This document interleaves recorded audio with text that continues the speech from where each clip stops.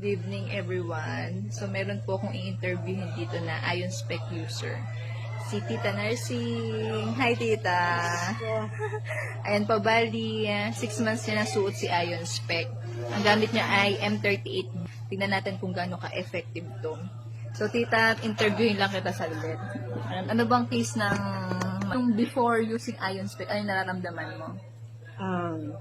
Meron akong pugita sa mata na pinaghahanda ako ng doktor ng 20,000 para ma-opera.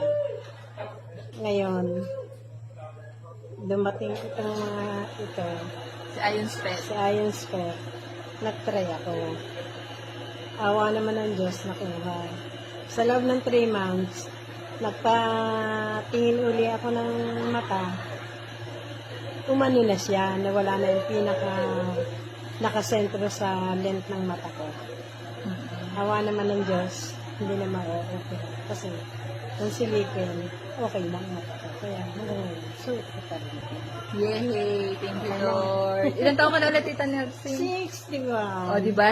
Sa age na 61, effective talaga yung Ion Spec sa lahat ng age, basta may mata. Kaya, ang nangyari, dahil effective po talaga siya, nandito kami ngayon sa birthday party ng lolo ko.